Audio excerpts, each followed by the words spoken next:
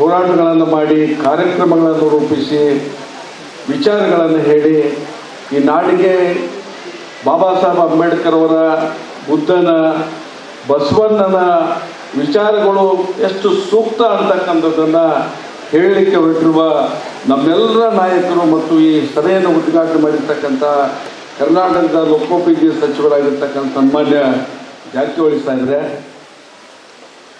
ವೇದಿಕೆ ಮೇಲೆ ಆಸೀನರಾಗಿರ್ತಕ್ಕಂಥ ಈ ಸಂಘಟನೆಯ ರಾಜ್ಯ ಸಂಚಾಲಕರಾಗಿರ್ತಕ್ಕಂಥ ಪ್ರಜಾಪ್ರಭುತ್ವ ಯಶಸ್ವಿಯಾಗಿ ಈ ದೇಶ ಎಲ್ಲ ಸ್ತರಗಳಲ್ಲಿ ಎಲ್ಲ ಜನ ಸಮಾನರಾಗಿ ಇರ್ತಕ್ಕಂಥ ವ್ಯವಸ್ಥೆಯನ್ನು ಯಾರಾದರೂ ಯಾವ ದೇಶದ ಸಂವಿಧಾನ ಮಾಡಿದರೆ ಬಹುತೇಕವಾಗಿ ಇಡೀ ಪ್ರಪಂಚದಲ್ಲಿ ಭಾರತ ದೇಶದ ಸಂವಿಧಾನ ಹೇಳಿದ್ರೆ ತಪ್ಪಾಗಲಿಕ್ಕಿಲ್ಲ. ಬಾಬಾ ಸಾಹೇಬ್ ಅಂಬೇಡ್ಕರ್ ಅವರು ಸಂವಿಧಾನ ಕೆಲವು ವಿಚಾರಗಳನ್ನು ಇಲ್ಲಿ ಹೇಳಬೇಕಾಗ್ತಾ ಇದೆ. ಇವತ್ತು ಉತ್ತರ ಪ್ರದೇಶದಲ್ಲಿ ಇವತ್ತು ಏನು ಬ್ರಾಹ್ಮಣಶಾಹಿಗಳು ಮನುವಾದಿಗಳು ಇವತ್ತು ಒಂದು ದೊಡ್ಡ ಅಪಪ್ರಚಾರವನ್ನು ಈ ಉತ್ತರ ಪ್ರದೇಶ ಮತ್ತು ಬಿಹಾರದಲ್ಲಿ ಉತ್ತರದ ಅನೇಕ ರಾಜ್ಯಗಳಲ್ಲಿ ಮಾಡ್ತಾ ಇದ್ದಾರೆ. ಬಾಬಾ ಸಾಹೇಬ್ ಅಂಬೇಡ್ಕರ್ ಅವರು ಈ ಸಂವಿಧಾನವನ್ನು ಒಬ್ಬರೇ ರಚನೆ ಮಾಡಿಲ್ಲ ಅಂತಕ್ಕಂಥ ಮಾತನ್ನು ಹೇಳಿ ಇವತ್ತು BN ರಾವ್ ಅಂತಕ್ಕಂಥ ಒಬ್ಬರು ಈ ಸಂವಿಧಾನವನ್ನು ರಚನೆ ಮಾಡಿದ್ದಾರೆ ಅಂತಕ್ಕಂಥ ಒಂದು ಸುಳ್ಳು ಕಥೆಯನ್ನು ಹೇಳ್ತಕ್ಕಂಥ ಒಂದು ಇದು ಪ್ರಾರಂಭ ಆಗಿದೆ. ನಾನಿನ್ನು ಹೇಳಲಿಕ್ಕೆ ಬಯಸ್ತಾ ಇದ್ದೇನೆ, ಬಾಬಾ ಸಾಹೇಬ್ ಅಂಬೇಡ್ಕರ್ ಅವರು ಸಂವಿಧಾನ ರಚನೆಗೆ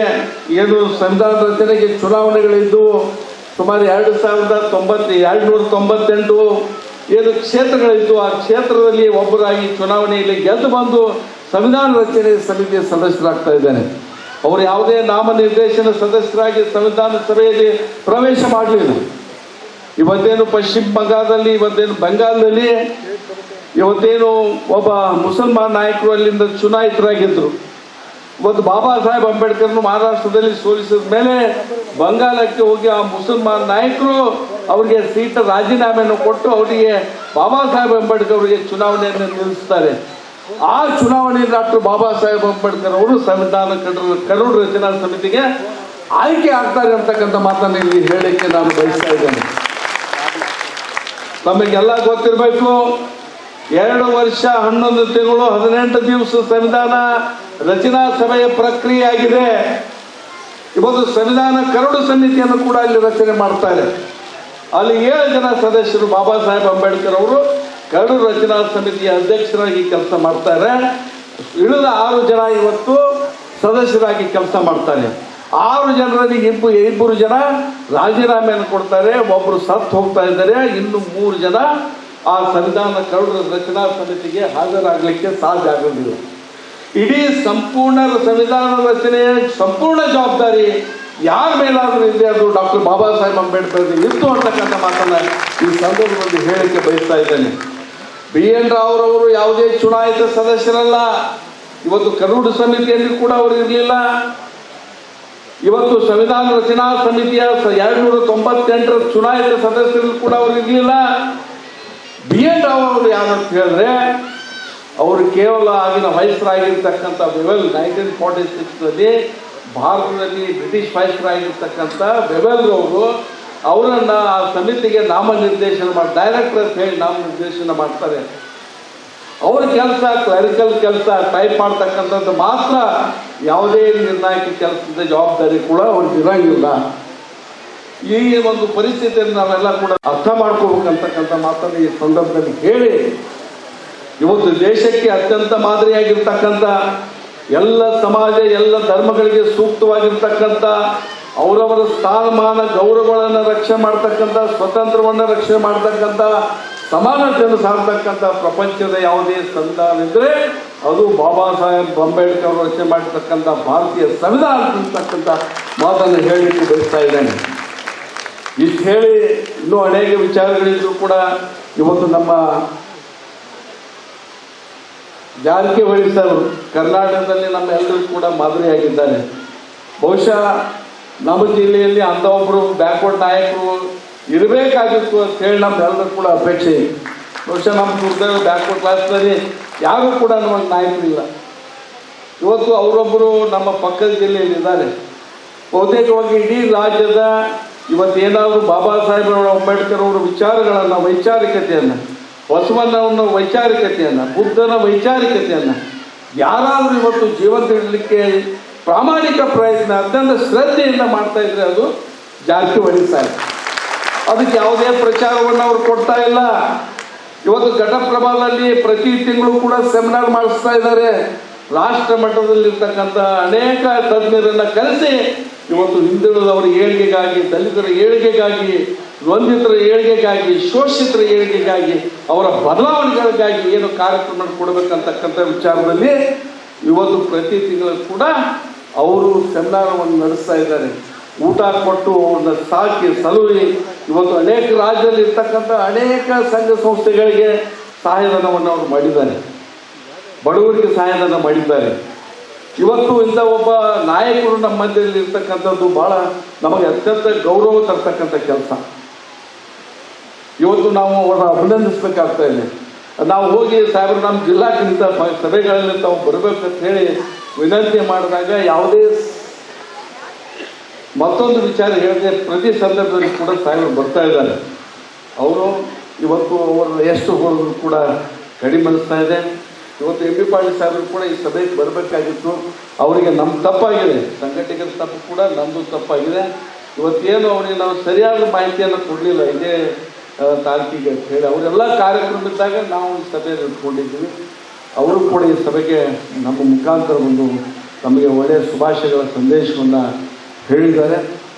ಇವತ್ತು ಇಲ್ಲಿ ಭಾಳ ದಿವಸದ ನಂತರ ನಮ್ಮ ಆಸೈಗಿಯವರು, ನಮ್ಮ ಚಲವಾದಿಯವರು, ಅಶೋಕ ಮತ್ತು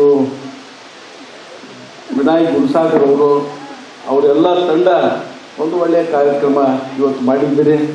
ನಿಮಗೆ ಅಭಿನಂದಿಸ್ತೇನೆ. ನಿಮಗೆಲ್ಲ ಗೊತ್ತಿರಬೇಕು, ಸುಮಾರು 25 ವರ್ಷಗಳ ಹಿಂದೆ ನಾನು ಕಾಂಗ್ರೆಸ್ ಸೇರೋದಕ್ಕಿಂತ ಮೊದಲು 2 ಜಿಲ್ಲೆಗಳಲ್ಲಿ ಸಂಘಟನೆಯನ್ನು ಮಾಡಿ ಬಾಬಾ ಸಾಹೇಬ್ ಅಂಬೇಡ್ಕರ್ ವಿಚಾರಗಳ, ಶೋಷಿತ ಜನಾಂಗ ವಿಚಾರಗಳನ್ನು ನಾವು ಬೀದಿಗೆ ಕೊಂಡೊಯ್ದು ಈ ಜಿಲ್ಲೆ ಇರ್ತಕ್ಕಂಥ ಎಲ್ಲ ಜನರಿಗೆ ಒಂದು ಸಾಮಾಜಿಕ ನ್ಯಾಯ ಸಿಗಬೇಕು ಅಂತ ಹೇಳಿ ಸುಮಾರು ವರ್ಷದವರೆಗೆ ನಾನು ಇಲ್ಲಿ ಹೋರಾಟವನ್ನು ನಿಮ್ಮ ಜೊತೆ ಸೇರಿಕೊಂಡು ಮಾಡಿದ್ದೇನೆ. ಯಾವಾಗ ನಾನು ಕಾಂಗ್ರೆಸ್ ಸೇರಿದ ಮೇಲೇ ಈ ಸಂಘಟನೆ ಡಿವೈಡ್ ಆಯಿತು. ಅಲ್ಲಿವರೆಗೆ ಇದು ಏಕೈಕ ಸಂಘಟನೆಯಾಗಿ ನಾವೆಲ್ಲ ಒತ್ತಡಿಗಿದ್ವಿ, ನಾವೆಲ್ಲ ಒಂದೇ ಸಂಘಟನೆಗಿದ್ವಿ. ನಾನು ಹೋದ್ಮೇಲೆ ಬಿ ಕೃಷ್ಣಪ್ಪ ಅವ್ರ ಮೇಲೆ ಸಾಗರ್ ಅವರು ಮತ್ತು ಅಲ್ಲಿ ಅನೇಕ ನಾಯಕರು, ನಮ್ಮೆಲ್ಲ ನಾಯಕರು, ಅವರೆಲ್ಲ ನಮ್ಮ ಮಾರ್ಗದರ್ಶಕರು, ಅವರೆಲ್ಲ ಬೇರೆ ಬೇರೆ ಆಗಿದ್ದರಿಂದ ಇವತ್ತು 4-5 ಬಣಗಳಾಗಿವೆ. ಬಹುಶಃ ನಾನು ಈ ಸಂಘಟನೆ ಇರ್ತಕ್ಕಂಥ ಸಂದರ್ಭದಲ್ಲಿ ನಾವೆಲ್ಲ ಒಕ್ಕಟ್ಟಾಗಿ ಒಂದೇ ಸಂಘಟನೆಯನ್ನು ಕೆಲಸ ಮಾಡಿದ್ದೇವೆ. ಹೀಗಾಗಿ ಎಲ್ಲರ ಪ್ರೀತಿ ವಿಶ್ವಾಸ ಭಾಳ ಶ್ರಮದಿಂದ ಕಟ್ಟಿದ್ವಿ ಮೊದಲು ನಾವು. ಇವತ್ತು ಸಂಘಟನೆ ಮಾಡ್ತಕ್ಕಂಥದ್ದು ಭಾಳ ಸರಳ ಇದೆ. ಅವ್ರು ಯಾವುದೇ ಹಣಕಾಸಿನ ಯಾವಾಗ ನಮಗೆ ಸಿಗ್ತಾ ಇರಲಿಲ್ಲ. ಇವತ್ತು ಭಾಳ ಒಂದು 1000 ರೂಪಾಯಿ ನಾವು ಎಲ್ಲರೂ ತರಬೇಕಾದ್ರೆ ಭಾಳ ಕಷ್ಟಪಡ್ತಾ ಇದ್ವಿ ಬಸ್ಸು. ಬಟ್ ಇವತ್ತು ಅದಿಲ್ಲ. ಇವತ್ತು ಬಾಬಾ ಸಾಹೇಬ್ ಅಂಬೇಡ್ಕರ್ ಮತ್ತು ಬುದ್ಧನ, ಬಸವಣ್ಣನ ವಿಚಾರದಲ್ಲಿ ನಾವೆಲ್ಲ ಹೋಗೋಣ, ಸಂವಿಧಾನದ ಆಶಯಗಳನ್ನು ಇವತ್ತು ತಕ್ಕಂಥ ವಿಚಾರದಲ್ಲಿ ನಾವು ಮುನ್ನೋಗೋಣ ಅಂತಕ್ಕಂಥ ಮಾತನ್ನು ಹೇಳಿ ನಾನು ಮಾತುಗಳನ್ನು ಮುಗಿಸ್ತೇನೆ. ಜಾರಕಿಹೊಳಿ ಅವರ ಬಗ್ಗೆ ಎರಡನೇದು, ಇವತ್ತಿನ ದಿವಸ ಒಂದು ದಲಿತ ಸಂಘಟನೆಗಳು ಸಂಘಟನೆ ಮಾಡ್ತಕ್ಕಂಥ ರೀತಿಯಲ್ಲಿ ಮಾಡ್ತಕ್ಕಂಥ ಹೋರಾಟಗಳ ಬಗ್ಗೆ ವಿಚಾರ ಕುರಿತು 5ನೇ ಒಂದು ವಿಚಾರದ ಮೇಲೆ ನಾನು ಒಂದು ಸ್ವಲ್ಪ ಮಾತಾಡ್ತಾ ಇದ್ದೇನೆ. ಅವರು ಸಹಿತ ಲೇಟ್ ಆಗ್ತದೆ. ಯಾಕಂದ್ರೆ ಡಾಕ್ಟರ್ ಬಾಬಾ ಸಾಹೇಬ್ ಅಂಬೇಡ್ಕರ್ ಬಗ್ಗೆ ನಾವು ಹೇಳ್ಕೊತ ಕೂತೀವಿ, ಚಂದನಾದ್ರ ಬಗ್ಗೆ ಎಲ್ಲ ಪ್ರತಿಯೊಬ್ಬರಿಗೂ ಸಹಿತ ಅವ್ರು ಹುಟ್ಟು ಬಂದಿರ್ತಕ್ಕಂಥ ದಾರಿ, ನಡೆದಿರ್ತಕ್ಕಂಥ ಕಷ್ಟ, ಪಟ್ಟಿರ್ತಕ್ಕಂಥ ಓದಿರ್ತಕ್ಕಂಥ ಶಿಕ್ಷಣ, ಸಂಘಟನೆ, ಹೋರಾಟ ಎಲ್ಲ ವಿಚಾರಗಳು ಎಲ್ಲರಿಗೂ ಸಹಿತ ಗೊತ್ತವ. ಆದರೂ ಸಹಿತ ಪ್ರತಿ ವರ್ಷವೂ ಸಹಿತ ನಾವು ಅದನ್ನೇ ಮಾತಾಡ್ತೀವಿ, ಅದನ್ನೇ ಮಾಡ್ತೀವಿ. ಅದರಲ್ಲಿ ಯಾರ್ಯಾರು ಎಷ್ಟರ ಮಟ್ಟಿಗೆ ಸಹಕಾರ ಕೊಡ್ತಾರ, ಎಷ್ಟು ನಿಮ್ಗೆ ಸಪೋರ್ಟ್ ಆಗ್ತಾರೆ ಅಂತಕ್ಕಂಥದ್ದು ಸಹಿತ ನಾವು ನೀವು ಕೂಡ ತಿಳ್ಕೊಬೇಕಾಗ್ತದೆ. ಇಷ್ಟೇ ಸೂಕ್ಷ್ಮವಾಗಿ ಮಾಡಿದ್ರೆ ಮಾಡ್ತೀವಿ ನಾವು. ಡಾಕ್ಟರ್ ಬಾಬಾ ಸಾಹೇಬ್ ಅಂಬೇಡ್ಕರ್ ಯಾರಿಗೆ ಸೀಮಿತ ಅಂದರೆ ಅರ್ಜನರಿಗೆ ಸೀಮಿತ ಅಂತಕ್ಕಂಥ ರೀತಿಯಲ್ಲಿ ಇವತ್ತು ಆಗ್ತಾ ಇದೆ. ಅದು ಆಗಬಾರ್ದು. ಪ್ರಜಾಪ್ರಭುತ್ವ ಉಳಿಯೋಗಾಗಿ ಸಂವಿಧಾನ ಬೇಕು. ಸಂವಿಧಾನ ಅಡಿಯಲ್ಲಿ ಎಲ್ಲರೂ ಇವತ್ತಿನ ದಿವಸ ನಾವು ಪ್ರಜಾಪ್ರಭುಗಳಾಗಿ ಪ್ರಜಾಪ್ರಭುತ್ವ ಆಯ್ಕೆಯಾಗಿ ನಾವು ಬರ್ತಾ ಇದ್ದೀವಿ. ಡಾಕ್ಟರ್ ಬಾಬಾ ಸಾಹೇಬ್ ಅಂಬೇಡ್ಕರ್ ಹೇಳ್ಬೇಕು, ಭಾಷಣ ಮಾಡ್ತೀವಿ, RSC ಇವತ್ತಿನ ಬರ್ತೀವಿ. ಇಂಥ ಕಾರ್ಯಕ್ರಮಗಳಿಗೆ ಇವತ್ತಿನ ದಿವಸ ಆರಿಸಿ ಬಂದಿರತಕ್ಕಂಥ ವ್ಯಕ್ತಿಗಳಲ್ಲಿ ಎಷ್ಟು ಮಂದಿ ಸಪೋರ್ಟ್ ಮಾಡಿ ಎಷ್ಟು ಹೋಗ್ತಾರೆ ಅಂತಕ್ಕಂಥದ್ದು ಬಹಳ ನಾವು ತಿಳ್ಕೊಳ್ಬೇಕಾಗ್ತದೆ. ಯಾಕೆ ಈ ಮಾತು ಹೇಳ್ತಾ ಇದ್ದೀನಿ? ನೋವು ಡಾಕ್ಟರ್ ಬಾಬಾ ಸಾಹೇಬ್ರಿಗೂ ಸಹಿತ ಪರಿಸ್ಥಿತಿ ಹಂಗೆ ಆಯಿತು, ಬಸವಣ್ಣವ್ರಿಗೆ ಸಹಿತ ಹಂಗೆ ಆಯಿತು. ಜಾತಿಯನ್ನು ಹೋರಾಡಿಸೋ ಸಲುವಾಗಿ ಮಾಡ್ತಕ್ಕಂಥ ಹೋರಾಟ ಎಲ್ಲಿಗೆ ಹೊಳಿತಿತ್ತು ಅಂತಂದ್ರೆ ಹೋಗಿ ಹೊಳಿತಿಸೋರು, ಅವ್ರಿಗೆ ಪರಿಸ್ಥಿತಿ ಹೊಳಿತಿಸೋರು. ಆದರೂ ಸಹಿತ ಹೋಗೋದು ಜಾತಿ ಆಧಾರದ ಮೇಲೆ ಚುನಾವಣೆ ನಡೀತಾ ಇವೆ, ಧರ್ಮದ ಆಧಾರದ ಮೇಲೆ ಮತಗಳನ್ನು ಪಡಿತಾ ಇದ್ದಾರೆ. ನಾನು ರಾಜಕೀಯವಾಗಿ ಯಾಕೆ ಮಾತಾಡ್ತಾ ಇದ್ದಾರೆ? ರಾಜಕೀಯವಾಗಿ, ಆರ್ಥಿಕವಾಗಿ, ಸಾಮಾಜಿಕವಾಗಿ ಸಂಘಟನೆಯಲ್ಲಿ ಇರಬೇಕಾಗ್ತೈತೆ. ನಾವೆಲ್ಲರೂ ಸಂಘಟನೆ ಮಾಡ್ತಕ್ಕಂಥ ರೀತಿಯಲ್ಲಿ ಇವತ್ತಿನ ದಿವಸ ಅನೇಕ ಸಂಘಟನೆಗಳಿರಿ. ನೀವು ನಮ್ಮ ತಕ್ಕನಲ್ಲಿ 2 ತುಂಬಿದ್ರೆ 2 ನೀವು 4 ಗುರಿ ಒಂದೇ ಇರು. ಎಲ್ಲ ಸಂಘಟನೆ ಗುರಿ ಏನಪ್ಪ ಸಂದರ್ಭ ಬಂದಾಗ ಆಗಿತ್ತಲ್ಲ. ಹಿಂದಾಗ ನಮ್ಮ AICC ಅಧ್ಯಕ್ಷರಾಗಿರ್ತಕ್ಕಂಥ ಮಲ್ಲಿಕಾರ್ಜುನ್ ಖರ್ಗೆ ಸಾಹೇಬರು AICC ಅಧ್ಯಕ್ಷರಾದ ತಕ್ಷಣ ಇಡೀ ರಾಜ್ಯದಲ್ಲಿರ್ತಕ್ಕಂಥ ಎಲ್ಲ ಸಂಘಟನೆ ಒಂದೇ ಅಂತಕ್ಕಂಥ ಸಂದೇಶ ತೋರಿಸ್ಕೊಟ್ಟಿದ್ರಿ. ಆ ಒಂದೇ ಅಂತಕ್ಕಂಥ ರೀತಿಯಲ್ಲಿ ಇಡೀ ರಾಜ್ಯದಲ್ಲಿ ಎಲ್ಲರೂ ಒಕ್ಕಟ್ಟಾಗಿ ನೀವು ಮಾಡಿದ್ರಿ. ಇವತ್ತಿನ ದಿವಸ ಡಾಕ್ಟರ್ ಬಾಬಾ ಸಾಹೇಬ್ ಅಂಬೇಡ್ಕರ್ ನಂತರ ಯಾರಾದರೂ ಸಹಿತ ಆ ಮಟ್ಟಕ್ಕೆ ಹೋಗಲು ಸಾಧ್ಯ ಅಂತಂದ್ರೆ ಇವತ್ತು ಮಲ್ಲಿಕಾರ್ಜುನ್ ಖರ್ಗೆಯವರು ತಿಳ್ಕೊಂಡು ಹೇಳ್ತಾ ಇದ್ದೀವಿ. ಅಂಥವ್ರು ಆದಿಯಲ್ಲಿ ಇವತ್ತಿನ ದಿವಸ ನಮ್ಮ ಸತೀಶ್ ಜಾರಕಿಹೊಳಿ ಸಾಹೇಬರು ಹೊಂಟಿದ್ದಾರೆ. ನೋಡಿ, ಸಾದಾ ಜೀವನ. ಎಂಥ ಮಂತ್ರಿ ಇದ್ರು ಸಹಿತ ಎಸ್ಕಾರ್ಟ್ ತಗೊಳಂಗಿಲ್ಲ, ಅಬ್ಬರದ ಪ್ರಚಾರ ಇಲ್ಲ, ಯಾರಿಗೂ ಸಹಿತ ಹೊಗಳಿಸುವಂಥ ರೀತಿಯಲ್ಲಿ ಇಲ್ಲ. ಸಾಮಾನ್ಯ ಜನರು ನಾನು ಸಹಿತ ಭಾಳ ದಿವಸದಲ್ಲ, ಮನೆ ಈಗ 2-3 ತಿಂಗಳಿಂದ ಒಂದು ಡಾಟಾದಾಟಿ ದೋಷಿ ಅವ್ರಿಗೆ ನಮಗೆ ಸಂಪರ್ಕ ಬಂದೈತಿ. ನಾನು ಗೋಕಾಕ್ ಹೋದಾಗ ಜನರು ಎಷ್ಟು ಜನ ಆಗಲಿ ಬಹುಶಃ ಒಂದು 2 ಎಕರೆ 3 ಎಕರೆ 4 ಎಕರೆ ಜನ ಕೂತಿರ್ತಾರೆ. ಅವರವರ ಸಮಸ್ಯೆ, ಪ್ರತಿಯೊಬ್ಬರ ಸಮಸ್ಯೆಗಳನ್ನು ಸಹಿತ ಸಂಬಂಧಪಟ್ಟಂಥ PAಗಳಿಂದ ಕರೆಸಿ ಆ ಸಮಸ್ಯೆಗಳನ್ನು ತಿಳ್ಕೊಂಡು ಬಗೆಹರಿಸ್ತಕ್ಕಂಥ ರೀತಿಯಲ್ಲಿ ಕೆಲಸ ಮಾಡ್ತಕ್ಕಂಥ ವ್ಯಕ್ತಿಗಳು ರಾಜ್ಯದಲ್ಲಿ ನಾವು ಕಾಣ್ತಾ ಇದ್ದೀವಿ. ಇದು ಸಾಮಾನ್ಯ ಸಿಂಪಲ್ ಜೀವನ. ಊಟ ಸಹಿತ ಸಿಂಪಲ್, ಬಟ್ಟಿ ಸಿಂಪಲ್, ನಡಿಗೆ ಸಿಂಪಲ್, ರಾಜಕೀಯ ಜೀವನ ಸಿಂಪಲ್. ಕೆಲವೊಬ್ಬರು ನಾವು ಮಾಡ್ತಾ ಇದ್ದೇವೆ ಗಡಿಬಿಡಿ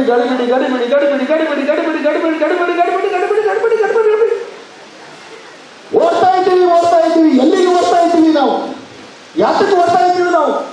ನಮ್ಮ ಗುರಿ ಏನು? ಸಾಮಾನ್ಯ ಬಡ ಜನರ ಸಮಸ್ಯೆಗಳ ಬಗೆಹರಿಸ್ತಕ್ಕಂಥ ನಿಟ್ಟಿನಲ್ಲಿ ರಾಜಕೀಯವಾಗಿ ಇವತ್ತು ಬೆಳೆದು ನಿಂತಂಥವ್ರು ಇವತ್ತಿನ ದಿವಸ ಕುಂತುಕೊಂಡು ಸಮಾಧಾನ ರೀತಿಯಿಂದ ದೇವರಾಜ ಅರಸು ಅವರಂಗ, ಧರ್ಮಸಿಂಗ ಖರ್ಗೆ ಅವರಂಗ, ಸತೀಶ್ ಜಾರಕಿಹೊಳಿ ಇವತ್ತು ಕುಳಿತುಕೊಂಡು ಆ ಸಮಸ್ಯೆಗಳನ್ನು ಬಗೆಹರಿಸಲಿಕ್ಕೆ ಆಗಲಿಲ್ಲ ಅಂತಂದ್ರೆ ಅಟ್ಲೀಸ್ಟ್ ಸಮಾಧಾನ ಪಡಿಸ್ತಕ್ಕಂಥ ರೀತಿಯಲ್ಲಿ ರಾಜಕೀಯ ವ್ಯಕ್ತಿಗಳು ನಾವು ಕಲಿಬೇಕಾಗ್ತೈತಿ, ತಿಳ್ಕೊಬೇಕಾಗ್ತೈತಿ. ಅಂಥ ನಾಯಕರಿಗೆ ಇವತ್ತಿನ ದಿವಸ ಪ್ರತಿಯೊಂದು ಜಿಲ್ಲೆಯಲ್ಲಿ ಸಹಿತ ಇವತ್ತು ನಮ್ಮ ಸಿದ್ದರಾಮಯ್ಯ ಅವರು ಮುಖ್ಯಮಂತ್ರಿಗಳು ನಾಯಕತ್ವದ ಮೇಲೆ ಅವರು ಸಹಿತ ದೇವರಾಜ ಅರಸರು ಬಂದಿರ್ತಕ್ಕಂಥ ದಾರಿಯಲ್ಲಿ ಬಂದಿದ್ದರಿಂದ ರಾಜಕೀಯ ಇವತ್ತಿನ ದಿವಸ ಮುಖ್ಯಮಂತ್ರಿಗಳಾದರು. ಯಾಕಾದ್ರೂ ಇದು ಹೇಳ್ತಾ ಇದ್ದೀನಿ, 70% ಇದೆ. ನೀವು 70% ಇದೆ, 30% ಅದರ್ ಕಾಸ್ಟ್ ಅದಾವ. ಆದರೂ 70% ಇದ್ದು ಎಲ್ಲೆಲ್ಲಿದ್ರು ರಾಜಕೀಯವಾಗಿ ಪತ್ತೆನಿಗಿಲ್ಲ. ಯಾರು ಆರ್ಥಿಕವಾಗಿ ಎಲ್ಲಿದ್ದೀರಿ ಪತ್ತೆನಿಗಿಲ್ಲ. ಸಾಮಾಜಿಕವಾಗಿ ಸಂಘಟನೆ ಮಾಡ್ತಾ ಇದ್ದೀರಿ, ಹಂಗೆ ಹೊಡಿತಾವ, ಮಾಡ್ತಾ ಇದ್ದೀರಿ, ಹಂಗೆ ಹೊಡಿತಾವ, ಮತ್ತೆ ಅವಾಗ ಎಲ್ಲ ನಿಂದ್ರು, ಮತ್ತೆ ಅದನ್ನೇ ಮಾಡೋದು. ಏನಾಗ್ತಾ ಇದೆ ಇವತ್ತು ಪರಿಸ್ಥಿತಿ ಒಳಗೆ ಬಾ. ಆ ಸಂಘಟನೆಯಲ್ಲಿ ಇವತ್ತಿನ ದಿವಸ ಉಳಿಸ್ಕೊಂಡು ಬೆಳೆಸ್ಕೊಂಡು ಬರಬೇಕಾಗಿತ್ತು ಅಂತಂದ್ರೆ ನಾವು ಬಹಳ ಒಕ್ಕಟ್ಟಾಗಿ ಇವತ್ತು ಹೋಗ್ಬೇಕಾಗ್ತೈತಿ. ಹಿಂದುಳಿದವರು, ಅಲ್ಪಸಂಖ್ಯಾತರು, SC ST ಜನಾಂಗ, ಮೈನಾರಿಟಿ ತಿಳ್ಕೊಂಡು ನಾವು ಹೇಳ್ತಾ ಇದ್ದೀವಿ. ನಾವು ಯಾರು ಬೆಳಿಬೇಕಂತಂದ್ರೆ ಇವತ್ತು ಆನೆಯಾಗಿ ಬೆಳಿಬೇಕಾಗಿಲ್ಲ, ಇರಿಬಿಯಾಗಿ ಬೆಳೀರಿ. ಇರಿಬಿಯಾಗಿ ನಾವೇನು ಯಾರಿಗೂ ಸೊಕ್ಕಲಿಂದ ಮಾತಾಡಂಗಿಲ್ಲ. ನಮಗೆ ಬೆಲೆ ಕೊಟ್ಟರೆ ಸಾಕು ಅಂತಕ್ಕಂಥ ರೀತಿಯಲ್ಲಿ ಇರ್ತಕ್ಕಂಥ ಜನ ಒಂದೊಂದು ಸಂದರ್ಭದಲ್ಲಿ ಬರ್ತೈತಿ. ನೋವುಗಳು ಯಾಕಪ್ಪ ಇದ್ರೊಳಗೆ ನಾವು ಬಂದೆವು, ನಾವು ಯಾಕೆ ಮೇಲ್ಜಾತಿಯೊಳಗೆ ಹುಟ್ಟಲಿಲ್ಲ, ಇವು ನೋಡಿ ಈ ಕೆಳ ಜಾತಿಯೊಳಗೆ ಹುಟ್ಟಿದ್ದೆ ತಪ್ಪಾಯ್ತೇನೋ ಅನ್ನುವಂಥ ರೀತಿಯಲ್ಲಿ ಇವತ್ತಿನ ದಿವಸ ಕೆಲವು ಸಂದರ್ಭ ನೋವಾಗ್ತಾವ. ಆದರೂ ಸಹಿತ ಡಾಕ್ಟರ್ ಬಾಬಾ ಸಾಹೇಬ್ ಅಂಬೇಡ್ಕರ್ ಅದೇನೋ ಉಂಡಾರ. ಆದರೂ ಸಹಿತ ಇಡೀ ಭಾರತ ದೇಶಕ್ಕೆ ಅಷ್ಟೇ ಅಲ್ಲ, ಇಡೀ ದೇಶಕ್ಕೆ ಇವತ್ತಿನ ದಿವಸ ಮಾದರಿಯಾಗಿರ್ತಕ್ಕಂಥ ಸಂವಿಧಾನವನ್ನು ಕೊಟ್ಟರು. ಆ ಸಂವಿಧಾನದ ಅಡಿಯಲ್ಲಿ ಇವತ್ತಿನ ದಿವಸ ನಾವು ಪ್ರಜಾಪ್ರಭುತ್ವ ಅಡಿಯಲ್ಲಿ ಇವತ್ತು ಬೆಳೀತಾ ಇದ್ದೀವಿ. ಅದು ಉಳಿಸಬೇಕಾಗಿದೆ, ಬೆಳೆಸಬೇಕಾಗಿದೆ. ಅದು ನಿಮ್ಮೆಲ್ಲರ ಜವಾಬ್ದಾರಿ. ನಮ್ಗೆ ಅಷ್ಟೇ ಬಂದು ಕೊಟ್ಟಿಲ್ಲದು. ಯಾರೇ ಇವತ್ತಿನ ದಿವಸದ ರಾಜ್ಯದಲ್ಲಿ, ನಮ್ಮ ಭಾರತ ದೇಶದಲ್ಲಿ ಡಾಕ್ಟರ್ ಬಾಬಾ ಸಾಹೇಬ್ ಅಂಬೇಡ್ಕರ್ ಸಂವಿಧಾನದ ಅಡಿಯಲ್ಲಿ ಯಾರ್ಯಾರು ನಾವು ಇವತ್ತಿನ ದಿವಸ ಅದೀವಿ, ಯಾರು ರಾಜಕೀಯ ಸ್ಥಾನಗಳನ್ನ ಪಡ್ಕೋತೀವಿ, ಎಲ್ಲರೂ ಸಹಿತ ತಲೆಬಾಗಿ ಇವತ್ತಿನ ದಿವಸ ದೇವರ ರೂಪದಲ್ಲಿ ನಾವು ಕಾಣಬೇಕಾಗಿದೆ ಡಾಕ್ಟರ್ ಬಾಬಾ ಸಾಹೇಬ್ ಅಂಬೇಡ್ಕರ್ ಅವರು.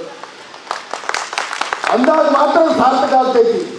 ಅಂಬೇಡ್ಕರ್ ಜಯಂತಿ ಮಾಡೋದು ಅಂದ್ಕೊಳ್ಳಿ ಬರೀ ದಲಿತರೇ ಮಾಡೋದು, ಬಸವಣ್ಣ ಜಯಂತಿ ಅಂದ್ಕೊಳ್ಳೆ ಲಿಂಗಾಯತರೇ ಮಾಡೋದು, ವಾಲ್ಮೀಕಿ ಜಯಂತಿ ಅಂದ್ಕೊಳ್ಳೆ ವಾಲ್ಮೀಕಿ ಸಮಾಜದವರೇ ಮಾಡೋದು,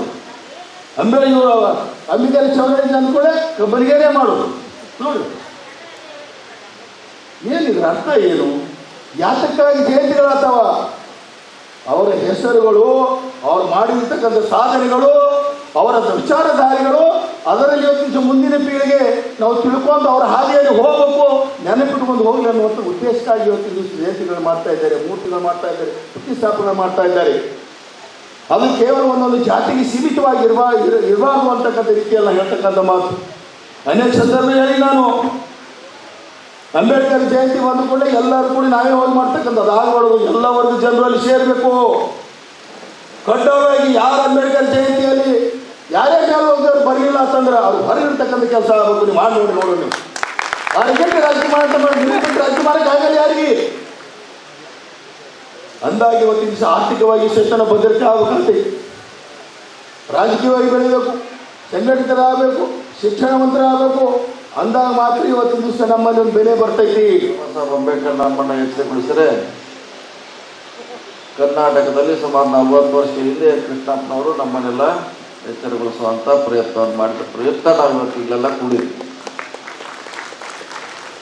ದೇಶಕ್ಕೆ ಬಾಬಾ ಸಾಹೇಬ್ ಅಂಬೇಡ್ಕರ್ ಅವರು, ಕರ್ನಾಟಕಕ್ಕೆ ಬಿ ಕೃಷ್ಣಪ್ಪ ಅವರ ಕೊಡುಗೆ ಭಾಳಷ್ಟು ಇದೆ. ಅವರು ಕೂಡ ಒಬ್ಬ ಪ್ರಾಧ್ಯಾಪಕರಾಗಿ ಹರಿಹರದಲ್ಲಿ ಜನಿಸಿ ಭದ್ರಾವತಿಯಿಂದ ಅವರ ಹೋರಾಟವನ್ನು ಪ್ರಾರಂಭ ಮಾಡಿ ಕೋಲಾರದಿಂದ ಬೀದರು, ಚಾಮರಾಜನಗರ ಇಲ್ಲಿವರೆಗೆ ಅವರ ಹೋರಾಟವನ್ನು ಕೂಡ ಜೀವಂತವಾಗಿದೆ.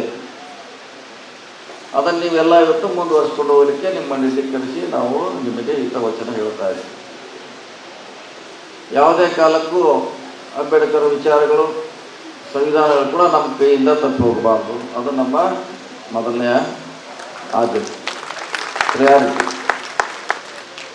ಭಾಳಷ್ಟು ಜನ ಮೇಲಿನ ಮೇಲೆ ಸಂವಿಧಾನ ಬದಲಾವಣೆ ಆಗಬೇಕು, ಸಂವಿಧಾನ ತಿರಸ್ಕಾರ ಮಾಡಬೇಕು, ಕೂಗು ಆವಾಗ ಬರ್ತಾನೆ ಇರ್ತದೆ. ಆ ಸಂದರ್ಭದಲ್ಲಿ ನಾವೆಲ್ಲ ಗಟ್ಟಿಯಾಗಿ ನಿಲ್ಲಬೇಕು, ಸಂವಿಧಾನ ಉಳಿಸ್ಕೋಬೇಕು. ಡಾಕ್ಟರ್ ಬಾಬಾ ಸಾಹೇಬ್ ಅಂಬೇಡ್ಕರ್ ಚಿಂತನೆಗಳು ನಮ್ಮ ಉಳಿಬೇಕಂತ ಕಾರಣಕ್ಕಾಗಿ ಇಂಥ ಹಲವಾರು ಕಾರ್ಯಕ್ರಮ ನಾವು ಪ್ರತಿ ದಿವಸ ರಾಜ್ಯದಲ್ಲಿ ಮಾಡ್ತಾನೆ ಇರ್ತೀವಿ. ಅದು ಅಂಬೇಡ್ಕರ್ ಹೆಸರು ಮೇಲೆ ಮಾಡ್ತೀವಿ, ಬುದ್ಧನ ಹೆಸರ ಮೇಲೆ ಮಾಡ್ತೀವಿ, ಹಲವಾರು ಹೆಸರ ಮೇಲೆ ಮಾಡಿದ್ರು ಕೂಡ ಅದು ಚಿಂತನೆ, ಹೋರಾಟ ಒಂದೇ ಗುರಿ. ಅದು ಎಲ್ಲರಿಗೂ ಸಾಮಾಜಿಕ ನ್ಯಾಯ ಸಿಗಬೇಕು, ಸಮಾನತೆ ಸಿಗಬೇಕಂತ ನಾವು ಹೋರಾಟ ಮಾಡ್ತೇವೆ. ಅದೇ ಪ್ರತ್ಯೇಕವಾಗಿ ಇವತ್ತು ಬಿಜಾಪುರದಲ್ಲಿ ಒಂದು ಕಾರ್ಯಕ್ರಮವನ್ನು ನಾವು ಮಾಡ್ತಾ ಇದ್ದೀವಿ. ಸುಮಾರು ಕಾರ್ಯಕ್ರಮ ನಡೀತಾ ಇರುತ್ತೆ, ಬಿಜಾಪುರದಲ್ಲಿ ನಡೀತದೆ, ರಾಜ್ಯದ ಬೇರೆ ಜಿಲ್ಲೆಗಳಲ್ಲಿ, ತಾಲೂಕುಗಳಲ್ಲಿ ಈ ರೀತಿ ಕಾರ್ಯಕ್ರಮ ನಾವು ಮಾಡ್ತಾನೆ ಇದ್ದೀವಿ. ಸೊ ಆಗಬೇಕಿದೆ, ಹೆಚ್ಚಿನ ರೀತಿಯಿಂದ ಕಾರ್ಯಕ್ರಮ ಆಗಬೇಕು. ಅಲ್ಲಿ ಭಾಳಷ್ಟು ಅನುಭವಿಗಳೇ ಬರಬೇಕು. ಅಂಬೇಡ್ಕರ್ ವಿಚಾರಗಳನ್ನು ಹೇಳಿದಾಗ ಮಾತ್ರ ನಮಗೆ ಅದನ್ನು ಮುಂದುವರಿಸಲಿಕ್ಕೆ ಸಾಧ್ಯ ಆಗ್ತದೆ. ಸೊ ಆ ನಿಟ್ಟಿನಲ್ಲಿ ನಮ್ಮ ಚಿಂತನೆಗಳು ಆಗಬೇಕು. ನಾವೆಲ್ಲ ಸಮಾನತೆಗೆ ಬರಬೇಕು. ಇನ್ನೂ ಈ ದೇಶದಲ್ಲಿ ಸಮಾಜಕ್ಕೆ ಸಮಾನತೆ ಬಂದಿಲ್ಲ. ಈ ಭಾರತಕ್ಕೆ ಸ್ವತಂತ್ರ ಸಿಕ್ಕು 75 ವರ್ಷಕ್ಕಿಂತ ಹೆಚ್ಚಿಗೆ ಅವರು ಕೂಡ ಇನ್ನೂ ಸಮಾನತೆ ಅಲ್ಲಲ್ಲಿ ಬರ್ತಾ ಇಲ್ಲ. ದೇವಸ್ಥಾನದಲ್ಲಿ ಹೋದ್ರು ಕೂಡ ಭಾಳಷ್ಟು ಅವ್ರನ್ನ ಹೊರಗೆ ಹಾಕುವಂಥ ಪ್ರಯತ್ನ, ದಂಡ ಕಟ್ಟುವಂಥ ಪ್ರಯತ್ನ, ಹೊಡೆಯುವಂಥ ಪ್ರಯತ್ನ ಇವು ಕೂಡ ನಾವು ನೋಡ್ತಾ ಇದ್ದೀವಿ. ನೋಡಿ, ಇಷ್ಟೆಲ್ಲ ಸಂವಿಧಾನ ಬಂದರು, ಮಹಾನ್ ನಾಯಕರ ಬಗ್ಗೆ ಚಿಂತನೆ ಮಾಡೋದು ಕೂಡ ಇನ್ನೂ ಸಮಾಜದಲ್ಲಿ ಸಮಾನತೆ ಬಂದಿಲ್ಲ. ಅದು ಯಾವಾಗ ಜಾರಿ ಆಗ್ತದೆ? ನೀವೆಲ್ಲ ಅದಕ್ಕೆ ಹೋರಾಟಕ್ಕೆ ಮುಂಚೆಯಲ್ಲಿ ಬರಬೇಕು. ನೀವೆಲ್ಲ ಯುವಕರ ಹೋರಾಟದಲ್ಲಿ ಮುಂದೆ ಬರಬೇಕು. ಮಹಿಳೆಯರು ಕೂಡ ತಮ್ಮ ಹಕ್ಕುಗಳನ್ನು ತಿಳ್ಕೊಂಡಾಗ ಮಾತ್ರ ನಾವು ಅಂಬೇಡ್ಕರ್ ಅವರು ಏನು ಕನಸಿತ್ತು ಅದು ನನಸು ಮಾಡಲಿಕ್ಕೆ ಸಾಧ್ಯ ಆಗಿದೆ. ಆ ಹಿನ್ನೆಲೆಯಲ್ಲಿ ಇವತ್ತು ನಾವು ಬಿಜಾಪುರದಲ್ಲಿ ಕಾರ್ಯಕ್ರಮವನ್ನು ಹಮ್ಮಿಕೊಂಡಿದ್ದೀವಿ. ಸೊ ಭಾಳಷ್ಟು ಸಂಘಟನೆಗಳಿದೆ ನಮ್ಮ ದೇಶದಲ್ಲಿ, ರಾಜ್ಯದಲ್ಲಿ, ಜಿಲ್ಲೆಯಲ್ಲಿ. ಆದರೆ ನಮ್ಮ ಗುರಿ ಮಾತ್ರ ಒಂದೇ ಆಗಿರಬೇಕು. ನಮ್ದು ಯಾವುದೇ ಹೆಸರಿರ್ಬೋದು ಅದಕ್ಕೆ ಸಂಘಟನೆಗೆ, ವಿಚಾರಗಳು ಏನೇ ಇದ್ರೂ ಕೂಡ ನಮ್ಮ ಅಂತಿಮ ಗುರಿ ಡಾಕ್ಟರ್ ಬಾಬಾ ಸಾಹೇಬ್ ಅಂಬೇಡ್ಕರ್ ಅವರ ಸಂವಿಧಾನ ರಕ್ಷಣೆ ಮಾಡಲಿಕ್ಕೆ ನಾವೆಲ್ಲ ಬದ್ಧರಾಗಿ ನಿಂತಾಗ ಮಾತ್ರ ಅದು ಸಾಧ್ಯ ಆಗ್ತದೆ. ಆ ನಿಟ್ಟಿನಲ್ಲಿ ಈ ಭಾಷಣ ಮಾಡಿದವರೆಲ್ಲ ಅದೇ ದಾಟಿಯಲ್ಲಿ ಮಾಡಿದ್ರು. ನಮ್ಮ ಸಂಘಟನೆಗಳಿಗೆ ಉಳಿಬೇಕು, ಸಂವಿಧಾನದಿಂದ ನಾವೆಲ್ಲ ರಕ್ಷಣೆಯಲ್ಲಿ ಈ ದೇಶದಲ್ಲಿ ಬದುಕಬೇಕನ್ನೋ ಮಾತನ್ನು ಈ ಸಂದರ್ಭದಲ್ಲಿ ಹೇಳುವಂಥ ಪ್ರಯತ್ನ ಮಾಡಿದ. ನೀವೆಲ್ಲ ಹೆಚ್ಚು ತಿಳ್ಕೊಳ್ಳಿಕ್ಕೆ ಪ್ರಯತ್ನ ಮಾಡಬೇಕು. ಅಂಬೇಡ್ಕರ್ ಅವರ ಹೋರಾಟ ಯಾವ ರೀತಿ ಇತ್ತು, ಅವರು ಎಷ್ಟು ಹೋರಾಟಗಳನ್ನು ಮಾಡಿದ್ರು, ಎಷ್ಟು ಕಷ್ಟಪಟ್ಟವರು. ಸಂವಿಧಾನ ಬರೆಯುವಂಥ ಸಂದರ್ಭದಲ್ಲಿ ನಮ್ಮ ರಾಜ್ಯವ್ರು ಹೇಳಿದ್ರು, ಅದರಲ್ಲಿ 7-8 ಜನ ಇದ್ರು ಕೂಡ ಅವ್ರು ಯಾರೂ ಬರೆದಿಲ್ಲ, ಅಲ್ಲಿ ಬರಲಿಕ್ಕೆ ಬಂದಿಲ್ಲ. ಅವ್ರು ಯಾರೋ ಬಸ್ ಎಲ್ಲ ಅಬ್ಸೆಂಟು, ಒಬ್ಬರು ಆಸ್ಪತ್ರೆಗಿದ್ರು. ಕೊನೆಗೆ ಬರೆದಾರು ಬಹುಶಃ ಅವ್ರು ಒಬ್ಬರೇ ಅದನ್ನೆಲ್ಲ ಬರೆದು ಅದನ್ನೆಲ್ಲ ಜಾರಿ ತರುವಂಥ ಪ್ರಯತ್ನ ಕೂಡ ಮಾಡಿದರು. ಆ ಸಂದರ್ಭದಲ್ಲಿ ಹೇಳಿದ್ರು ಅವರು, ಈ ಒಳ್ಳೆಯ ಸಂವಿಧಾನನ ದೇಶದಲ್ಲಿ ನಿಮಗೆಲ್ಲ ಕೊಟ್ಟಿದ್ದೀವಿ, ಅದೇ ಜಾರಿ ಆಗ್ತಿತ್ತು ನನಗೆ ಇದ್ರ ಬಗ್ಗೆ ಡೌಟ್ ಇದೆ ಅಂತ ಹೇಳಿದ್ರು. ಯಾಕಂದ್ರೆ ಇದು ಒಳ್ಳೆಯವ್ರ ಕೈಗೆ ಸಿಗಬೇಕು ಈ ಸಂವಿಧಾನ, ಕೆಟ್ಟವ್ರ ಕೈಗೆ ಸಿಕ್ಕರೆ ಅದಕ್ಕೆ ಸಂಪೂರ್ಣ ಜಾರಿ ಆಗುತ್ತೆ, ಆಗೋದಿಲ್ಲ. ಅದಕ್ಕೆ ಒಳ್ಳೆಯವ್ರ ಕೈಗೆ ಸಿಗ್ಬೇಕಂತ ಹೇಳಿದರು. ಅದಕ್ಕಾಗಿ ನಾವು ಉತ್ತಮ ಸಮಾಜ ನಿರ್ಮಾಣ ಮಾಡಬೇಕು, ಒಳ್ಳೆಯ ಶಿಕ್ಷಣ ಪಡಿಬೇಕು. ನಾವು ಕೂಡ ಈ ಥರದ್ದೇ ಮುಖ್ಯವಾಹಿನಿಗೆ ಬಂದಾಗ ಮಾತ್ರ ಅದಕ್ಕೆ ಜಾರಿ ತರಲಿಕ್ಕೆ, ಅದನ್ನು ಗಟ್ಟಿಗೊಳಿಸಲಿಕ್ಕೆ ಸಾಧ್ಯ ಆಗುತ್ತೆ. ಅದಕ್ಕೆ ನೀವು ಶಿಕ್ಷಣವನ್ನು ಪಡಿಬೇಕು. ಹಿಂದೆ ಸಿದ್ದರಾಮಯ್ಯ ಸರ್ಕಾರ ಬಂದಾಗ ಆಂಜನೇಯ ಅವರು ಸಮಾಜ ಕಲ್ಯಾಣ ಸಚಿವರಾದಾಗ ಈ ನಮ್ಮ ವಸತಿ ಶಾಲೆ ಕನಸನ್ನು ಜಾರಿ ಮಾಡುವಂಥ ಪ್ರಯತ್ನ ಮಾಡೋದು. ನಿಮ್ಮದೇ ಅವರು ದಲಿತ ಸಂಘಟನೆ ಅವರೆಲ್ಲ ನೀವೇನೇ ಹೋರಾಟ ಮಾಡ್ತಾರೆ, ಈ ಶಾಲೆ ಬೇಕಂತ. ಅದೇ ಎಲ್ಲ ತಮಟೆ ಚಳವಳಿ ಮಾಡ್ತಾರೆ, ಏನು ಶಾಲೆ ಬೇಕಂತ. ಅದನ್ನೇ ಸರ್ಕಾರ ಜಾರಿ ಮಾಡಿ ಇವತ್ತು ಬಹುಶಃ ಒಂದು ತಾಲೂಕಲ್ಲಿ, ಒಂದು ಕಾನ್ಸ್ಟಿಟ್ಯೂನ್ಸಿಯಲ್ಲಿ 3-4 ಶಾಲೆಗಳಿವೆ. ಅಲ್ಲೆಲ್ಲ ಬಡವರಿಗೆ ಅವಕಾಶ ಇದೆ. ಆವಾಗ ಮಾಡಿದ್ದಾನೆ ಹೋರಾಟ 13ರಲ್ಲಿ ಸಿದ್ದರಾಮಯ್ಯ ಸರ್ಕಾರಕ್ಕೆ ಪರಿಕಲ್ಪನೆ ಈ ರೀತಿ ಮಾಡಬೇಕು, ಹಿಂದುಳಿದವರಿಗೆ, SC STಗಳಿಗೆ, ಅಲ್ಪಸಂಖ್ಯಾತರಿಗೆ ಶಾಲೆಗಳನ್ನು ಕಟ್ಟಬೇಕು. ಅದೇ ಇವತ್ತು ಭಾಳ ದೊಡ್ಡ ಬೃಹತ್ಕಾರದಲ್ಲಿ ಬೆಳೆದಿದೆ. ಭಾಳಷ್ಟು ಮಕ್ಕಳಲ್ಲಿ ಶಿಕ್ಷಣವನ್ನು ಪಡಿತಾ ಇದ್ದಾರೆ. ಅದೇ ರೀತಿ ಹಿಂದಿನ ಸರ್ಕಾರದಲ್ಲಿ ನಿಮ್ಮ ಜನಸಂಖ್ಯೆಗೆ ಅನುಗುಣವಾಗಿ ಹಣವನ್ನು ಮೀಸಲಿಡುವಂಥ ಪ್ರಯತ್ನವನ್ನು 13ರಲ್ಲಿ ಕೂಡ ನಾವು ಮಾಡಿದ್ವಿ. 2 ಭಾಳ ದೊಡ್ಡ ಘನಕಾರ್ಯ ಅಂದರೆ, ಒಂದು ಶಾಲೆಗಳನ್ನು ಕಟ್ಟುವುದು, ಒಂದು ನಿಮ್ಮ ಜನಸಂಖ್ಯೆ ಅನುಗುಣವಾಗಿ ಹಣವನ್ನು ಮೀಸಲಿಡುವಂಥ 2 ದೊಡ್ಡ ಪ್ರಯತ್ನ ಆವಾಗ ಸಿದ್ದರಾಮಯ್ಯ ಸರ್ಕಾರದಲ್ಲಿ ಆಗಿದೆ. ಈ ಸಾರಿ ಎಲ್ಲರಿಗೂ ಏನು ಬಡವರಿದ್ದಾರೆ ಅವರಿಗೆಲ್ಲ ಗ್ಯಾರಂಟಿ ಮೂಲಕ ಹಣ ಸಿಗಬೇಕಂತ ಸುಮಾರು 60,000 ಕೋಟಿ ಹಣವನ್ನು ಮೀಸಲಿಟ್ಟು ಇವತ್ತು ಮಹಿಳೆಯರಿಗೆ ಬಸ್ನಲ್ಲಿ ಇರ್ಬೋದು, ವಿದ್ಯಾರ್ಥಿಗಳಿರ್ಬೋದು, ಮಹಿಳೆಯರಿಗೆ 2,000 ರೂಪಾಯಿ ಕೊಡುವಂಥ ಒಂದು ಪ್ರಯತ್ನ ಅಥವಾ ಉದ್ದೇಶ. ನೀವೆಲ್ಲ ಸಬಲೀಕರಣ ಆಗಬೇಕು, ಆ ದುಡ್ಡಿಂದ ನಿಮ್ಮ ಮಕ್ಕಳಿಗೆ ಒಳ್ಳೆಯ ಶಿಕ್ಷಣ ಕೊಡಬೇಕಂತ ಸಿದ್ದರಾಮಯ್ಯ ಕನಸಿಂದ ಇವತ್ತು ಗ್ಯಾರಂಟಿಗಳನ್ನ ಈ ರಾಜ್ಯದಲ್ಲಿ ನಾವು ಜಾರಿ ಮಾಡುವಂಥ ಪ್ರಯತ್ನವನ್ನು ನಾವು ಮಾಡಿದ್ದೀವಿ. ನೀವೆಲ್ಲ ಸಂಘಟಿತರಾಗಬೇಕು. ಆವಾಗ ಹೇಳಿದರು ಅಂಬೇಡ್ಕರ್, ಶಿಕ್ಷಣ, ಸಂಘಟನೆ ಮತ್ತು ಹೋರಾಟ, ಅದ್ರ ಜೊತೆಗೆ ರಾಜಕೀಯ ಅಧಿಕಾರವನ್ನು ಇನ್ನು ಹೊಸದು ಓಡಿಸ್ಬೇಕು.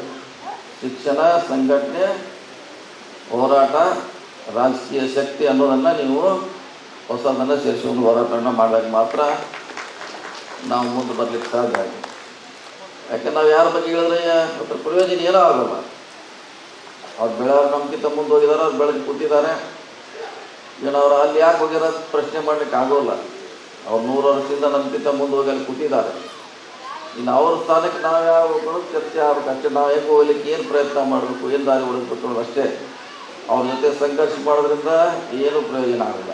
ನಾವು ಆ ಸ್ಥಾನಕ್ಕೆ ಹೋಗೋದು ಯಾವುದನ್ನದ ದಾರಿಯನ್ನು ಕಂಡುಕೊಂಡಾಗ ಮಾತ್ರ ಅಂಬೇಡ್ಕರ್ ಅವ್ರು ಏನು ಕನಸಿತ್ತು ನಮ್ಮ ಬಗ್ಗೆ ಹೋರಾಟ ಮಾಡಬೇಕಂತ ಅದು ಖಂಡಿತವಾಗಿ ನಮ್ಮ ಸಾಧ್ಯತೆ. ಆ ನಿಟ್ಟಿನಲ್ಲಿ ಎಲ್ಲ ದಲಿತ ಸಂಘಟನೆ ಇರ್ಬೋದು, ಹಿಂದುಳಿದವರಿಗಿರ್ಬೋದು, ಅಲ್ಪಸಂಖ್ಯಾತರನ್ನ ನಿಮ್ಮ ಸಮುದಾಯವನ್ನು ನೀವು ಗಟ್ಟಿಗೊಳಿಸ್ಬೇಕು.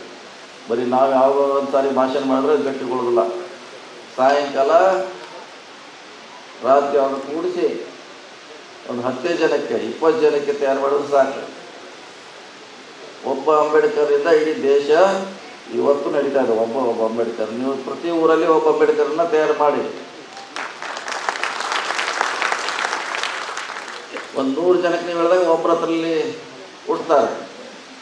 ನಿಮ್ಮ ಸಮುದಾಯವನ್ನು ಮುನ್ನಡೆಸುವಂಥ ಶಕ್ತಿ ಅವ್ರಿಗೆ ಇದ್ದೇ ಅದನ್ನು ಗುರುತಿಸುವಂಥ ಕೆಲಸ ಮಾಡಿ ಅವರನ್ನು ನೀವು ಬೆಳೆಸಿ. ಆವಾಗ ಇನ್ನೂ ಹೆಚ್ಚು ನಮಗೆ ಶಕ್ತಿ ಬಂದೇ ಬರ್ತೈತೆ. ನಮ್ಮ ಹಕ್ಕಿಗಾಗಿ, ನಮ್ಮ ಹೋರಾಟಕ್ಕಾಗಿ, ಸಾಮಾಜಿಕ ನ್ಯಾಯಕ್ಕಾಗಿ, ರಾಜಕೀಯ ಶಕ್ತಿಗೆ ಅಂಥವನ್ನು ಬೆಳೆಸುವಂಥ ಪ್ರಯತ್ನ ಮಾಡಿ, ಒಂದು ಶಿಕ್ಷಣವನ್ನು ಕೊಡಿಸುವಂಥ ಪ್ರಯತ್ನ ಮಾಡಿ. ಭಾಳಷ್ಟು ಸರ್ಕಾರಿ ಶಾಲೆಗಳನ್ನ ಇವತ್ತು ನಿಮಗೋಸ್ಕರ ಪ್ರತಿ ಹಳ್ಳಿಯಲ್ಲಿ ಕೂಡ ಇವತ್ತು ಮುರಾರ್ಜಿ ಇರ್ಬೋದು, ಅಲ್ಪಸಂಖ್ಯಾತರಿಗಿರ್ಬೋದು, ಸುಮಾರು ವಸತಿ ಶಾಲೆಗಳನ್ನು ಸಾವಿರಾರು ಕೋಟಿ ಇವತ್ತು ಖರ್ಚು ಮಾಡಿ ನಿಮ್ಮ ಬಡ ಮಕ್ಕಳಿಗೆ ಅದನ್ನ ಸಿದ್ದರಾಮಯ್ಯ ಸರ್ಕಾರ ನಿರ್ಮಾಣ ಮಾಡಿದೆ. ಅದರ ಸದುಪಯೋಗ ಆಗಬೇಕು. ಸಾಕಷ್ಟು ಕಾಂಗ್ರೆಸ್ ಸರ್ಕಾರದಲ್ಲಿ ನಿಮಗೋಸ್ಕರ ಕಾರ್ಯಕ್ರಮವನ್ನು ಮಾಡಿದ್ದೀವಿ. ಅವನ್ನೆಲ್ಲ ಸದುಪಯೋಗ ತಗೊಂಡಾಗ ಮಾತ್ರ ಬಾಬಾ ಸಾಹೇಬ್ ಅಂಬೇಡ್ಕರ್ ಅವರ ವಿಚಾರ ಖಂಡಿತವಾಗಿ ನೆರವೇರ್ತದೆ ಅನ್ನೋ ಮಾತನ್ನು ಹೇಳುತ್ತಾ, ಇಂಥ ಕಾರ್ಯಕ್ರಮ ಆಗಲಿ ಹೆಚ್ಚು ತಿಳ್ಕೊಳ್ಳುವಂಥ ಪ್ರಯತ್ನ ಮಾಡಿ. ಇನ್ನೂ ಮೇಡಮ್ ಅವರು ಹೇಳೋರಿದ್ದಾರೆ, ಅವ್ರಿಗೆ 5 ನಿಮಿಷ ಅಂದರು, ಮತ್ತು ಅವ್ರು ಕರೆಸಿದ್ದೇನೆ ಹೇಳಲಿಕ್ಕೆ, ಮತ್ತಿನ್ನು ಅವ್ರು 5 ನಿಮಿಷ ತಗೊಂಡ್ರೆ ಹೇಳಲಿಕ್ಕೆ ಆಗೋಲ್ಲ. ನಾವು ಬೇರೆ ಕಾರ್ಯಕ್ರಮ ಹೋಗ್ತಾ ಇದ್ದೀವಿ. ಅವರೊಂದು ಅರ್ಧ ಗಂಟೆ ಅವರ ಕನಿಷ್ಠ ನಿಮಗೆ ಜ್ಞಾನೋದಯ ಆಗುವಂಥ ಸಂದೇಶಗಳನ್ನು ಕೊಡ್ತಾರೆ. ಯಾಕಂದ್ರೆ ಅವರು ಪರಿಚಯ ಮಾಡೋ ಸಂದರ್ಭದಲ್ಲಿ ಹೇಳ್ತಾ ಇದ್ರು, ಅವರು ಹಳ್ಳಿಗಳಿಗೆ ಹೋಗಿ ಅವರು ಭಾಳ ಜಾಗೃತಿ ಕಾರ್ಯಕ್ರಮ ಮಾಡ್ತಾರೆ, ಮೂಢನಂಬಿಕೆ ಇರೋದು ಹೋರಾಟ ಮಾಡ್ತಾರೆ ಅಂತ ನಾನು ಕೇಳ್ತಾ ಇದ್ದೆ. ಅಂಥವ್ರು ಭಾಳ ಅವಶ್ಯಕತೆ ಇದೆ. ಅಂಥವ್ರನ್ನ ಬೆಳೆಸಿ ಗುರ್ತಿಸಿ ಅವರನ್ನು ಇಂಥವ್ರು ಭಾಳಷ್ಟು ಜನ ಹಳ್ಳಿಯಲ್ಲಿ ಕಾರ್ಯಕ್ರಮ ಮಾಡುವಂಥ ಪ್ರಯತ್ನ ಮಾಡಿ. ಸ್ಯಾಟರ್ಡೆ ಸಂಡೇ ಒಂದು ಸಾರಿ ನಿಮ್ಮೂರಲ್ಲಿ ಕರೆದು ಅವ್ರ ಕಾರ್ಯಕ್ರಮ ಮಾಡೋ ಮೂಲಕ ಜಾಗೃತಿ ವಹಿಸಿ. ಅಂಬೇಡ್ಕರ್ ಅವರು ಹೇಳಿದ್ರು, ಯಾರಿಗೆ ಇತಿಹಾಸ ಗೊತ್ತಿದೆ ಅವ್ರು ಮಾತ್ರ ಇತಿಹಾಸವನ್ನು ಹೇಳಬಲ್ಲ ಅಂತೇಳಿ. ನಿಮಗೆ ಇತಿಹಾಸ ಗೊತ್ತಿಲ್ಲ ಅಂದರೆ ಭಾಳ ಕಷ್ಟ ಆಗುತ್ತೆ. ಯಾಕೆ ನಮ್ಮ ದೇಶದಲ್ಲಿ ಸುಳ್ಳನ್ನು ಹೇಳುವಂಥ ಪ್ರಯತ್ನ ಅವಾಗ ವಾಟ್ಸಪ್ಪಲ್ಲಿ ನಾವು ನೋಡ್ತಾ ಇದ್ದೀವಿ. ಬೆಳಗ್ಗೆ ಎದ್ರೆ ಒಂದು 4 ಸುಳ್ಳು ಬರ್ತಾವೆ. ಅದನ್ನೆಲ್ಲ ನೀವು ಬೆನ್ನತ್ತಿ ಸಾಯಂಕಾಲ ಮನೆಗೆ ಹಚ್ಚೋರಿಗೆ ಮತ್ತೆ ಬೆಳಗ್ಗೆ ಮತ್ತೆ 4 ಸುಳ್ಳು ಹೇಳ್ತಾರೆ. ಸೊ ಅದನ್ನು ನಿರ್ಬಂಧ ಮಾಡಲಿಕ್ಕೆ, ಅದರಿಂದ ಹೋರಾಟ ಮಾಡಲಿಕ್ಕೆ ನಮಗೆ ಉತ್ತಮ ಶಿಕ್ಷಣ ಬೇಕು. ದೇಶದ ಇತಿಹಾಸ ನಮಗೆ ಗೊತ್ತಾದಾಗ ಮಾತ್ರ ಇದನ್ನು ಹಿಮ್ಮೆಟ್ಟಿಸಲಿಕ್ಕೆ ಸಾಧ್ಯ ಇದೆ. ಬುದ್ಧ ಬಸವ ಅಂಬೇಡ್ಕರ್ ಅವರ ನಮಗೆಲ್ಲ ಪ್ರೇರಣೆ ಆಗಲಿ. ಅವರ ದಾರಿಯಲ್ಲಿ ನಾವೆಲ್ಲ ಮುನ್ನೋಡ್ಸೋಣ. ಸುಮಾರು ವರ್ಷಗಳಿಂದ ನಾವು ಅಧಿಕಾರವನ್ನು ಕಳ್ಕೊಂಡಿದ್ದೀವಿ. ಮುಂದಿನ ದಿನಗಳಲ್ಲಿ ಅಂಬೇಡ್ಕರ್ ಅವರ, ಬಸವಣ್ಣ ಅವರ ಪ್ರೇರಣೆಯಿಂದ ಅಧಿಕಾರ ವಾಪಸ್ ಪಡೆಯುವಂಥ ಪ್ರಯತ್ನ ನಾವೆಲ್ಲ ಕೂಡಿ ಮಾಡೋಣ ಮಾತನ್ನು ಹೇಳುತ್ತಾ, ಈ ನಿಮ್ಮ ಸಮಾವೇಶ ಯಶಸ್ವಿ ಆಗಲಿ. ಮತ್ತು ಕೇವಲ ನಾವು ಒಂದಕ್ಕೆ ನಾವು ಆಗದೆ ಎಲ್ಲ ಮಹಾನುಭಾವರ ಜಯಂತಿಯಲ್ಲಿ ನಾವು ಪಾಲ್ಗೊಳ್ಳಬೇಕು. ಅಂಬೇಡ್ಕರ್ ಜಯಂತಿಯಲ್ಲಿ ಪಾಲ್ಗೊಳ್ಬೇಕು, ಬಸವಣ್ಣವರ ಜಯಂತಿಯಲ್ಲಿ ಪಾಲ್ಗೊಳ್ಬೇಕು, ಕನಕದಾಸರ ಜಯಂತಿಯಲ್ಲಿ ಪಾಲ್ಗೊಳ್ಬೇಕು, ಪೆರಿಯಾರ್ ಅವ್ರ ಜಯಂತಿಯಲ್ಲಿ ಪಾಲ್ಗೊಳ್ಬೇಕು. ಅವ್ರು ಏನು ಮಾಡಿದ್ರು? ಅವ್ರ ಹೋರಾಟ ಏನು? ಶಿವ ಮಹಾರಾಜರ ಹೋರಾಟ ಏನು? ನಾರಾಯಣ ಗುರು ಅವರ ಹೋರಾಟ ಏನೋ ತಿಳ್ಕೋಬೇಕು. ಬರೀ ಅಂಬೇಡ್ಕರ್ಗೆ ಸೀಮಿತ ಆಗದೆ ಎಲ್ಲ ನಾಯಕರ ವಿಚಾರಗಳನ್ನು ತಿಳ್ಕೋಬೇಕು. ಯಾಕಂದ್ರೆ ಅಂಬೇಡ್ಕರ್ ಹೋರಾಟ ಒಂದೇ, ಆ ಮಹಾನಾಯಕರ ಹೋರಾಟ ಕೂಡ ಒಂದೇ ದಾರಿಲಿರೋದ್ರಿಂದ ಇತರರ ವಿಚಾರಗಳನ್ನು ತಾವು ತಿಳ್ಕೊಂಡಾಗ ಇನ್ನೂ ಭಾಳಷ್ಟು ಗಟ್ಟಿಯಾಗಿ ನೀವು ಬೆಳೀಲಿಕ್ಕೆ ಸಾಧ್ಯ ಆಗ್ತದೆ. ಅವರ ಅನುಭವ, ಅವ್ರ ಹೋರಾಟ, ನಮಗೋಸ್ಕರ ಯಾವ ರೀತಿ ಹೋರಾಟ ಮಾಡೋದನ್ನು ತಿಳ್ಕೊಳ್ಳಿಕ್ಕೆ ಎಲ್ಲ ಜಯಂತಿಯಲ್ಲಿ ನೀವು ಭಾಗವಹಿಸಿದ್ರೆ ನಿಮ್ಮ ಜಯಂತಿಯಲ್ಲಿ ಬೇರೆಯವರು ಬರಬೇಕು. ಅಂಬೇಡ್ಕರ್ ಜಯಂತಿಗೆ ಬೇರೆಯವ್ರನ್ನ ನೀವು ಆಹ್ವಾನಿಸ್ಬೇಕು. ನೀವು ಅಷ್ಟೇ ಮಾಡೋದಲ್ಲ, ಬೇರೆಯವ್ರನ್ನ ಆಹ್ವಾನಿಸ್ ಮಾಡಿ ಅಂಬೇಡ್ಕರ್ ಬಗ್ಗೆ ನೀವು ಹೇಳಿ ಬೇರೆ ನಾಯಕರು ತಿಳ್ಕೊಳ್ಳಿಕ್ಕೆ ಬೇರೆ ಕಾರ್ಯಕ್ರಮ ನೀವು ಭಾಗವಹಿಸಿದಾಗ ಮಾತ್ರ ಇನ್ನೂ ಈ ಚಳವಳಿಗೆ ಭಾಳ ಮಹತ್ವ ಬರ್ತದೆ, ಗಟ್ಟಿಯಾಗಿ ಬೆಳೀತೆ ಅನ್ನೋ ಮಾತನ್ನು ಈ ಸಂದರ್ಭದಲ್ಲಿ ಹೇಳುತ್ತಾ, ನನಗೆ ಬೇರೆ ಕಾರ್ಯಕ್ರಮದಿಂದ ನಾನು ಹೋಗ್ತಾ ಇದ್ದೀನಿ. ಇನ್ನೂ ಅನೇಕ ನಾಯಕರು ಮಾತಾಡ್ತಾರೆ. ಮೇಡಮ್ ಅವರು ಕೂಡ ಅವ್ರ ತಮ್ಮ ಅನುಭವವನ್ನು ನಮಗೆ ಹಂಚಿಕೊಳ್ಳಿದ್ದಾರೆ. ನಮಗೆ ಅಂಬೇಡ್ಕರ್ ಅವರೇ ಆದರ್ಶ, ಅಂಬೇಡ್ಕರೇ ನಮಗೆಲ್ಲರೂ ಮತ್ತೊಮ್ಮೆ ಹೇಳಿ ನನ್ನ ಭಾಷಣ ಮುಗಿಸ್ತೀನಿ. ಎಲ್ಲರಿಗೂ ಜೈ ಭೀಮ್. ಸನ್ಮಾನ ಮಾಡಬೇಕಂತ ಕೇಳ್ಕೊಳ್ತಾ ಇದ್ದೇನೆ. ಅದೇ ರೀತಿಯಾಗಿ ಅಲ್ಪಸಂಖ್ಯಾತ ಘಟಕ ಕಲಿಕೇರಿ ಇಂದ ಸತೀಶ್ ಜಾರಕಿಹೊಳಿ ಸಾಹೇಬರಿಗೆ ಸನ್ಮಾನವನ್ನು ಮಾಡ್ತಾ ಇದ್ದಾರೆ. ಅವರು ಕೂಡ ಬಂದು ಯುವಕರು ಸನ್ಮಾನವನ್ನು ಮಾಡ್ತಾ ಇದ್ದಾರೆ ಸತೀಶ್ ಜಾರಕಿಹೊಳಿ ಸಾಹೇಬರಿಗೆ. ಅವರು ಕೂಡ ಸನ್ಮಾನ ಮಾಡಬೇಕಂತ ಕೇಳ್ಕೊಳ್ತಾ ಇದ್ದೇನೆ. ಅದೇ ರೀತಿಯಾಗಿ ಮುದ್ದೆ चांदनी फंक्शन हॉल का बड़ा धमाका ऑफर, 15 साल पूरे होने की खुशी में 35% का डिस्काउंट। शादी, engagement, birthday party, anniversary, school gathering, राजनीतिक और सामाजिक फंक्शन जैसे और भी फंक्शंस के लिए चांदनी फंक्शन हॉल बेहतरीन क्वालिटी सर्विस और सुविधाओं के साथ अपने कामयाबी के 15 साल पूरे होने पर अब आपके लिए लाया है अपने किराए में धमाकेदार ऑफर, वह भी 35% डिस्काउंट और फ्री अट्रैक्टिव रूफ डेकोरेशन के साथ। तो देर किस बात की, आपके हर फंक्शंस के लिए संपर्क कीजिएगा। इनका पता है Chandni function hall, doctor BR Ambedkar stadium के करीब, APMC रोड, बीजापुर, या स्क्रीन पर दिए गए नंबर्स पर कॉल कर